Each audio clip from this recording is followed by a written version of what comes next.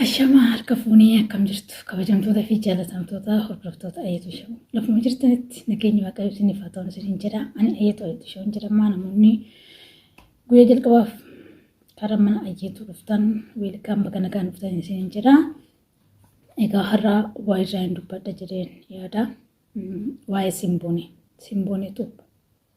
Simboonee namni onlaayinii kanarra jirtan hundi keessan hin beektu. Warroonni YouTube warri maatii koo taatan warri immoo Simboonee hin beekne warri YouTube hojjechaa hin jirre immoo maatii koo kan taatan waan jirtaniifan viidiyoo kana hojjette malee obboleewwan kullii kanarra wajjin hin jiru hundi keessanuu Simboonee YouTube ni beektu. YouTube isis akka jalaa qubatee dhageessanii jirtu jedheen yaada.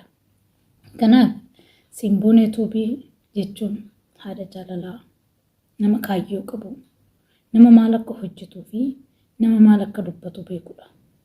Ilma namaa ta'e kan dogoggoree jiru. Dogoggoree jirus immoo wal sirreessuun osoo jiru. Erga darbeen boodatti bishaan ganna minaramu akkuma jedhamu inni isa darbe sannisni akkasiin isa sana hin yaadanneef jecha nuti ilmaan Oromoo lafa kanarra kan jirru. Uummanni Oromoo saba bal'aa, saba kabajamaa, saba jaalatamaa. Uummanni Oromoo galaana. Kanaaf ulaa ishee kana dochuu kan danda'u numaadha.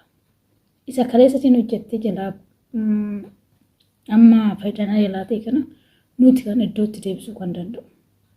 Kanaaf obboleewwan koo jaalala wanti isin gaafadha yoo jiraate Simboonee YouTube subscribe godhaa. Simboonee jedhee suura isin kaa'a.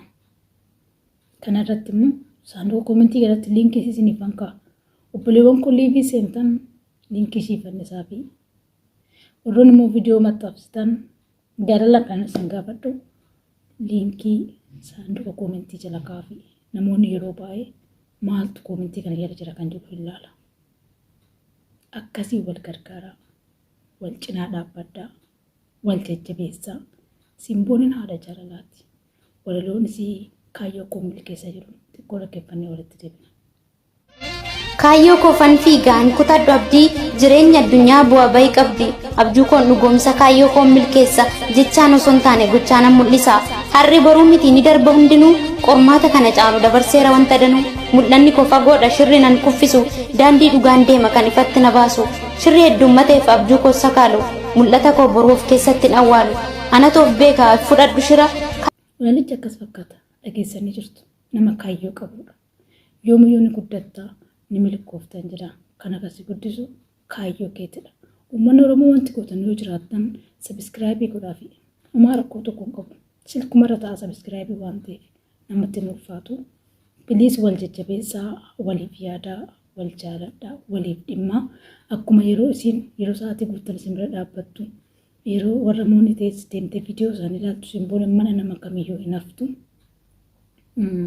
Kanammoo ana oduu hin taane isin beektu waan ta'eef.